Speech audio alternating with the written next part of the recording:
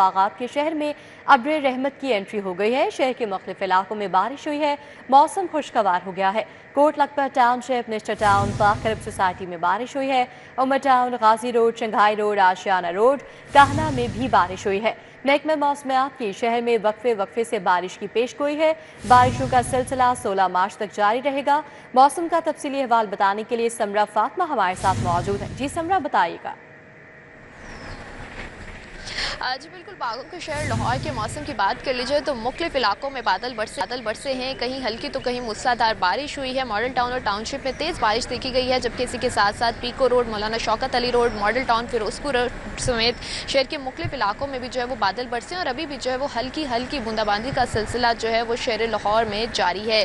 आसमान पर जो है वो गहरे काले बादल छाए हुए हैं, जो कि वक्फे से बरस भी रहे हैं और जलथल भी एक कर रहे हैं, साथ ही साथ गरज भी रहे हैं। और महकमे मौसमियात ने जो है वो शहर में वक्फे से मजीद बारिश की पेशनगोई भी कर दी है और ये कहा जा रहा है कि दिन के मुख्तलिफ औकात में वक्फे से शहर में बारिश का इम्कान मौजूद है और बारिशों का ये जो सिलसिला है वो कल तक शहर लाहौर में जारी रहेगा और कल भी शहर का मौसम जो है वो उसी तरह से खुशगवार महसूस किया जाएगा। सूरज और बादलों के माबैन आंख मिचौली भी देखने में नजर आएगी और शहर का मौसम भी जो है वो खुशगवार और सुहाना जो है वो देखा जाएगा। आज भी जो है वो ना सिर्फ बारिश के बायस जो है वो दर्जा हरारत में कमी देखने में नजर आई है, बल्कि शहर का मौसम जो है वो सुहाना हो चुका है। ठंडी हवाएं भी चल रही हैं, जो कि मौसम की रंगीनियों और रनाइयों में मजीद इजाफे का बायस बन रही हैं और इस वक्त जो है वो दर्जा हरारत 24 डिग्री सेंटीग्रेड तक रिकॉर्ड किया जा रहा है। आज ज़्यादा से ज़्यादा दर्जा हरारत 25 डिग्री तक जाएगा, जबकि कम से कम 14 डिग्री सेंटीग्रेड रहने के इम्कानात हैं। हवा में नमी का तनासुब 41% तक है। 10 किलोमीटर फी घंटा की रफ्तार से हवाएं चलने का सिलसिला जारी है और मौसम खुशगवार होने पर शहर के वासियों ने भी जो है वो शुक्र अदा किया है, क्योंकि हम देख रहे थे कि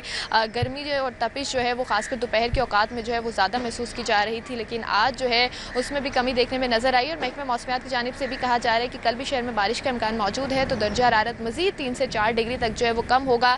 अभी भी जो है वो बादल के गरजने का सिलसिला जो है वो जारी है और आज मौसम जो है वो इसी तरह से खुशगवार और सुहाना महसूस किया जाएगा।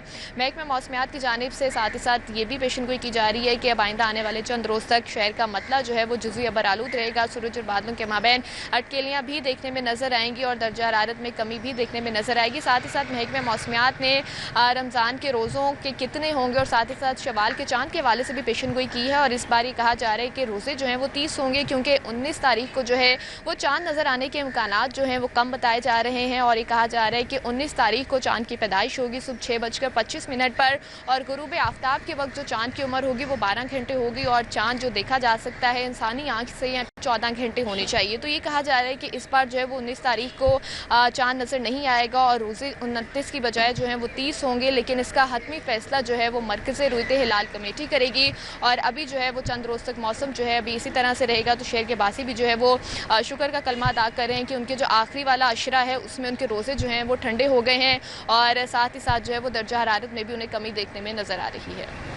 दर्जा हरारत में बेहतरी हुई है और जो शहरी हैं वो भी खुश दिखाई दे रहे हैं कि आखिरी अशरा जो है उसमें अपने करम बरसा है, जिसके बायस रोज़े जो हैं वो अच्छे गुजर जाएंगे। और इसी के साथ साथ समरा फातिमा आगाह कर रही थी कि इस बार जो है वो रोज़े 30 होंगे, क्योंकि आने वाले दिनों में ये पेशन गोई की गई है महकमे मौसमियात की जानिब से कि मौसम अबर आलूद रहेगा, जिसके बायस चांद देखने में मुश्किलात का सामना करना पड़ेगा। और मौसम जो है सुहाना हो गया है और 16 मार्च तक ये बारिशों का सिलसिला जो है वो जारी रहेगा। समरा फातिमा तफसीली अपडेट कर रही थी, बहुत शुक्रिया।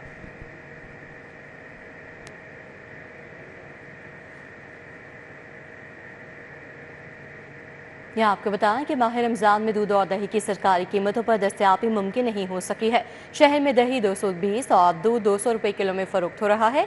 चंद इलाकों में दूध और दही की ज़ायद नरखों पर फ़रोख्त भी जारी है। शहरियों की इंतज़ामिया से कीमतें कंट्रोल करने की अपील है। तो माह रमज़ान में दूध और दही की सरकारी कीमतों पर दस्तयाबी मुमकिन नहीं हो सकी है। शहर में दही 220, दूध 200 रुपये किलो में फ़रोख्त हो रहा है। इस हवाले से अपडेट करेंगे तलहा अशरफ। जी तलहा, बताइएगा। माह रमज़ान है और माह रमज़ान में दूध और दही की डिमांड भी बढ़ जाती है और सहरो अफ्तार में शहरी दूध और दही को इस्तेमाल करना मरगूब समझते हैं। इसी के साथ साथ डिमांड बढ़ने की वजह से उसकी कीमतों में भी फ़र्क देखने को मिलता है। कई ऐसी दुकानें हैं, कई ऐसी जगह हैं जहाँ पर जो दूध और दही की कीमतें हैं वो थोड़ी सी बढ़ा दी गई हैं। उनकी जानिब से ये कहा जाता है कि ईद में डिमांड जब ज़्यादा होती है तो उसको सप्लाई को पूरा करने के लिए कीमत को थोड़ा सा बढ़ाया जाता है। इस वक्त अगर मैं बताऊँ तो 220 रुपये फ़ी किलो दही जो कि बेची जा रही है और 200 रुपये फ़ी किलो दूध बेचा जा रहा है। और तकरीबन रमज़ान से पहले तकरीबन 200 रुपये फ़ी किलो दही थी और 180 रुपये फ़ी किलो दूध था। इसी तरह अभी कुछ इलाके ऐसे हैं, कुछ ऐसी दुकानें हैं जहां पर अभी भी पुराने रेट्स पर दूध और दही दस्तयाब है। शहर की जानिब से कहा जा रहा है कि रमज़ान में रिलीफ दिया जाए दूध और दही पर भी। और जो दुकानदार हजरात हैं उनकी जानिब से कहा जाता है कि जो पेट्रोल की कीमतें बढ़ी हैं उसकी वजह से भी दूध और दही की कीमतों पर भी फ़र्क पड़ा है, जिसके बावजूद कई दुकानें और कई ऐसे इलाके हैं जहाँ पर रमज़ान की वजह से जो दूध और दही की कीमतें हैं वो पुराने रेट्स पर बेची जा रही। जी, शेफ, अपडेट के लिए आपका बहुत शुक्रिया।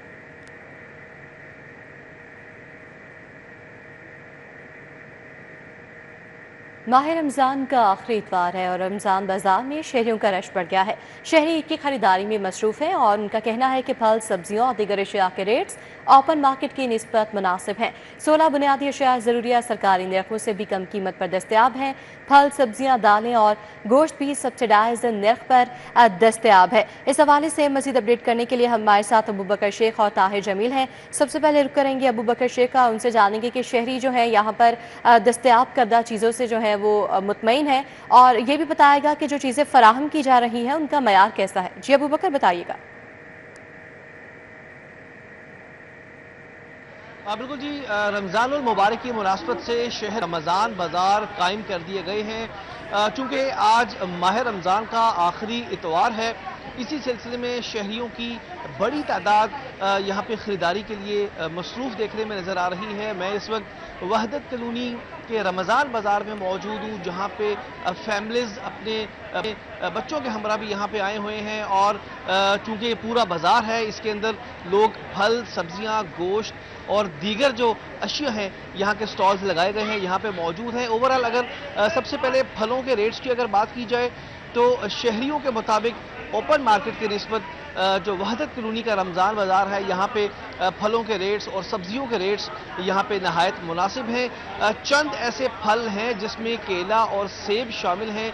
इनकी क्वालिटी के मुतालिक शहरियों ने तहफ़्फ़ुज़ात का इजहार किया है। शहरियों का ये कहना है कि अगर केले और सेब की क्वालिटी को मज़ीद बेहतर कर दिया जाए तो ओवरऑल मज़ीद इन्हें रिलीफ मिल सकता है। अगर बात की जाए चीनी और आटे की, तो जो सरकारी निर्ख 140 रुपये रेट फिक्स किया गया है चीनी का, ये शहरियों को बासानी दस्तयाब है। आईडी कार्ड की एंट्री करने के बाद हर शहरी को अपने आईडी कार्ड पर 2 किलो चीनी मुहैया की जा रही है।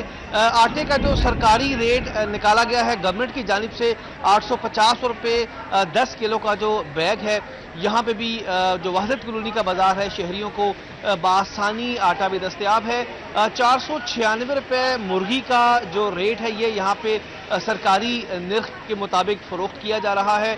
अगर बड़े गोश्त की बात की जाए तो 750 रुपये फ़ी किलो, छोटा गोश्त 1550 रुपये फ़ी किलो के हिसाब से फ़रोख्त किया जा रहा है। जबकि जो छोटा गोश्त है ये ओपन मार्केट के अंदर 2600 रुपये से लेकर 2800 रुपये फ़ी किलो के हिसाब से फ़रोख्त इसकी जारी है। शहरियों ने ओवरऑल जो पंजाब गवर्नमेंट और दीगर जो मुतलका महकमे हैं उनका शुक्रिया अदा किया कि तमाम तर जो तीनों अशरों के अंदर तमाम जो अशिया हैं ये इनको बासानी मिलती रही हैं और ओवरऑल जो रेट्स है ये भी मुनासिब थे। चंद अशिया की क्वालिटी पे शहरियों ने मज़ीद तहफ़्फ़ुज़ात का इजहार किया कि मज़ीद इनको बेहतर अगर बनाया जा सकता है। अभी आगे 5 रोज़े मज़ीद बाकी है। तो ओवरऑल जो शहरियों ने तमाम जो इंतज़ामिया है इनका शुक्रिया अदा किया। मज़ीद अगर पार्किंग से मुतालिक कुछ तहफ़्फ़ुज़ात थे ओवरऑल रमज़ान बाज़ारों के अंदर, शहरियों ने आला हुकाम से मज़ीद ये मुतालबा किया कि ख़ास तौर पर जो फल सब्जियों के अलावा जो दीगर अशिया हैं उनके रेट्स पे भी मज़ीद काबू पाया जाए। जैसा कि यहाँ पे फ्योनियाँ हैं, पकौड़ियाँ हैं या दीगर जो अशिया हैं इनको अगर मज़ीद बेहतर बनाया जाए तो शहरियों को ये कहना है इन्हें मज़ीद रिलीफ मिल सकता है। जी, अबू बकर शेख हमारे साथ मौजूद थे और सहूलत रज़ा की हवाले से हमें अपडेट कर रहे थे। हमारे साथ ताहिर जमील भी मौजूद हैं, उनसे जानते हैं कि टाउनशिप सहूलत बाज़ार में 5 घंटे से बिजली गायब है। ताहिर, आप बताएगा कि यहाँ पे जो स्टॉल होल्डर्स हैं उनको किन मुश्किलात का सामना करना पड़ रहा है? जी बिल्कुल, पंजाब सहूलत बाज़ार अथॉरिटी की जानिब से शहर के अंदर जो कायम किए गए बाज़ार हैं वो सब्सिडी तो फराहम कर रहे हैं, मयार और जो कीमतें हैं उससे तो शहरी मुतमईन है, लेकिन टाउनशिप सहूलत बाज़ार जहाँ इस वक्त मैं मौजूद हूँ यहाँ पर एक जो मुश्किल है दुकानदारों को भी और यहाँ आने वाले ख़रीदारों को भी, वो ये कि यहाँ पर बिजली जो है वो सुबह 7 बजे से नहीं आ रही, यानी कि 5 घंटे से ज़ायद का वक्त हो गया कि यहाँ पर लाइट नहीं है, बिजली नहीं है। और आप मेरे पीछे ये देख सकते हैं कि स्टॉल होल्डर्स ये जो हैं ये अब बिल्कुल अंधेरे में ये लोग करें और बाद लोगों ने यहाँ पर मोबाइल की रोशनी में काम करने की कोशिश कर रहे हैं। जो थोड़ी बहुत ही आपको रोशनी नजर आ भी रही होगी वो हमारे कैमरे की लाइट है, जिसे बेबी लाइट कहा जाता है, उसकी रोशनी में इस वक्त हम काम कर रहे हैं और उसकी थोड़ी बहुत यहाँ पर रोशनी है, वरना ये तमाम स्टॉल होल्डर्स जो हैं ये गुप अंधेरे में काम कर रहे हैं और मोबाइल की टॉर्च रोशन करके ये काम कर रहे हैं। अच्छा, इनके जो ये इलेक्ट्रिक जो इनकी ये स्केल होते हैं जिसे कंडा कहा जाता है या तराजू भी कहा जाता है इलेक्ट्रिक, वो जो है वो अभी चूंकि बिजली से चलता है और चूंकि अब 5 घंटे से ज़ायद का वक्त गुजर चुका है और उसकी जो थोड़ा बहुत जो चार्ज है ये स्केल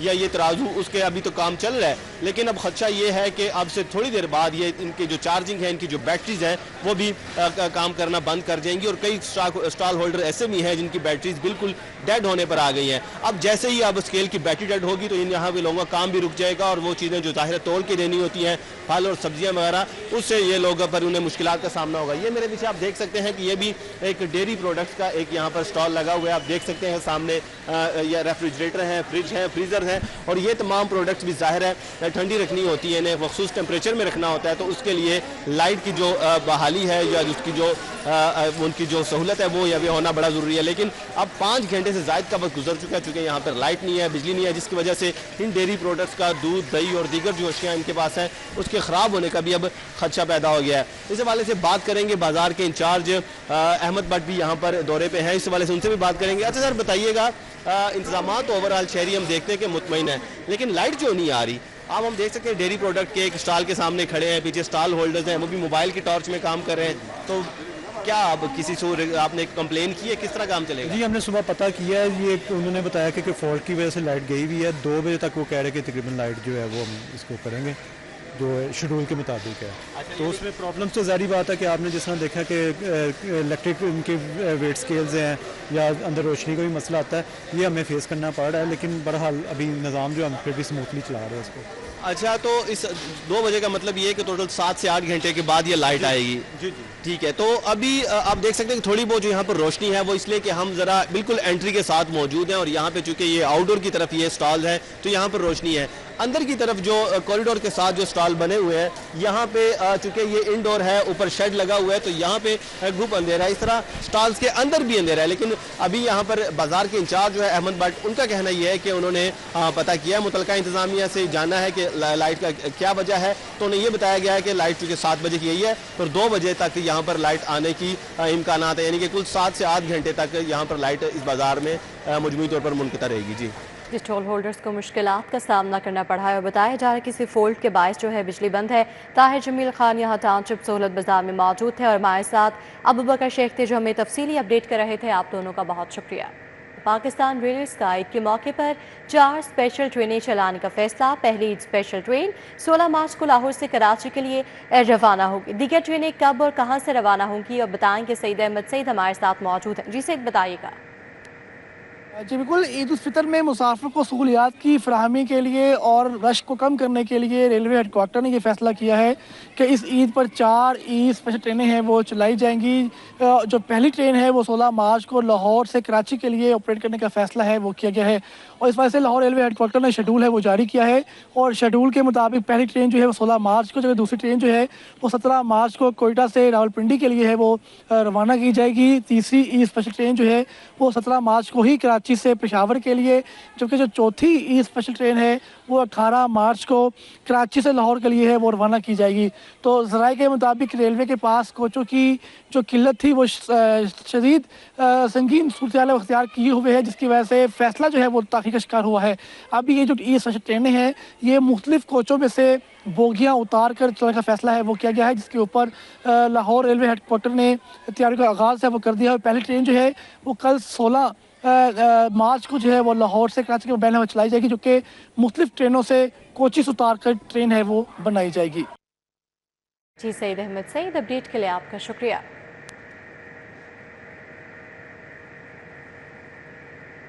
और वज़ीर आज़म की हिदायत पर किफ़ायतशारी और फ्यूल बचत इक़दाम का दायरा मज़ीद वसी कर दिया गया है।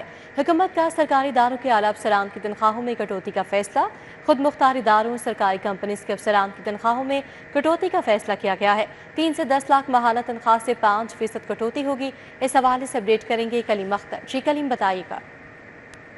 बिल्कुल, वज़ीर आज़म पाकिस्तान की हदायत पर कफ़ायतशारी और इसके अलावा जो फ्यूल बचत है उस हवाले से अहम फैसले करते हुए तमाम सरकारी महकमों और खुद मुख्तार अदारों समेत जो सरकारी कंपनियां हैं उनके अफसरान की जो तनख्वाहें हैं उनमें कटौती करने का फैसला किया गया है। जबकि जो कफ़ायतशारी पॉलिसी है उसे मद्देनजर रखते हुए ऐसे अफसरान जो कि 3 लाख से 10 लाख रुपए माहाना तनख्वाह ले रहे हैं उनकी तनख्वाहों में से 5%, 10 लाख से 30 लाख रुपए तक माहाना तनख्वाह लेने वालों की जो तनख्वाहें हैं उनमें 25%, जबकि इसके अलावा जो 30 लाख से ज्यादा तनख्वाह लेने वाले अफसरान हैं उनकी तनख्वाहों में से जो 30% तक कटौती है वो की जाएगी। और ये जो मुख्तलिफ ऐसे अफसरान जो कि मुख्तलिफ तनख्वाहें ले रहे हैं जो कि उसकी कैटेगरी यहाँ पर बताई गई है और उनकी तनख्वाहों से जो कटौतियां की जाएगी उसको वज़ीर आज़म कफ़ायतशारी फंड 2026 में जमा किया जाएगा। जबकि इसके अलावा सरकारी अदारों, सरकारी कंपनियों के बोर्ड ऑफ डायरेक्टर्स और इसके अलावा निजी कंपनी के जो बोर्ड्स में हुकूमती नुमाइंदों को मिलने वाली जो तनख्वाहें हैं वो भी 2 माह के लिए वज़ीर आज़म अफेसिलिटी जो फंड है उसमें जमा की जाएंगी। जबकि 23 मार्च के मौका के ऊपर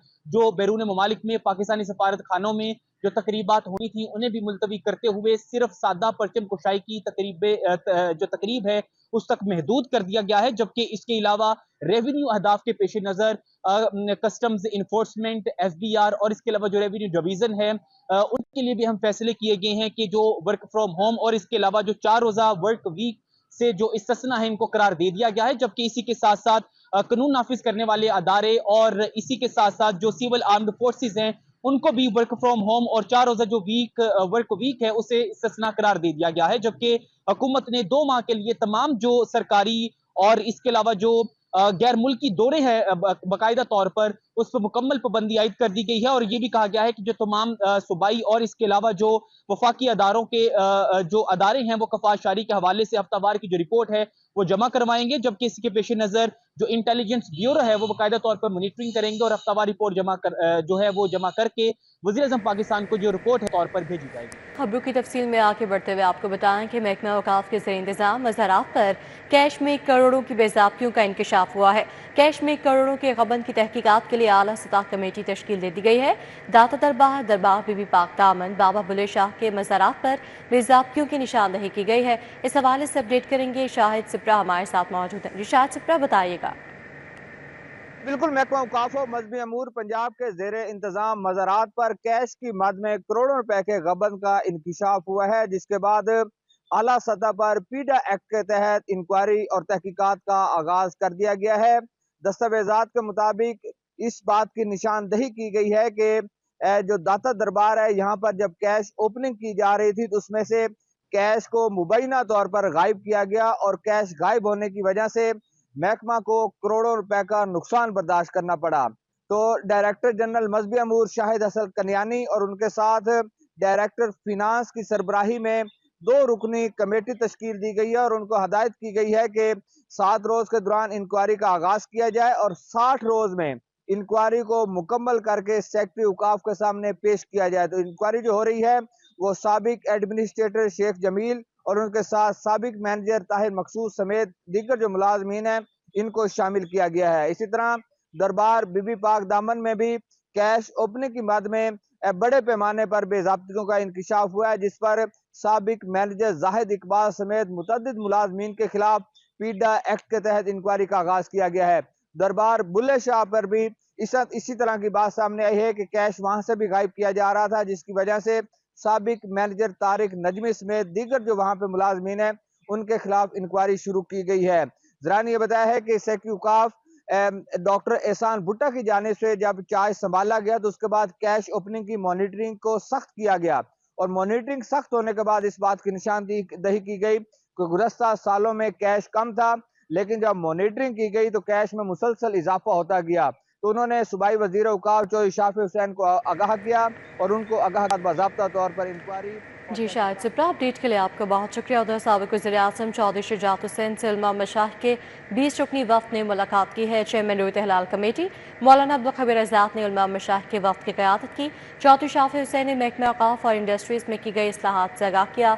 मुलाकात में ईरान पर अमरीका और इसराइल के हमले की शदीद मज़म्मत की गई।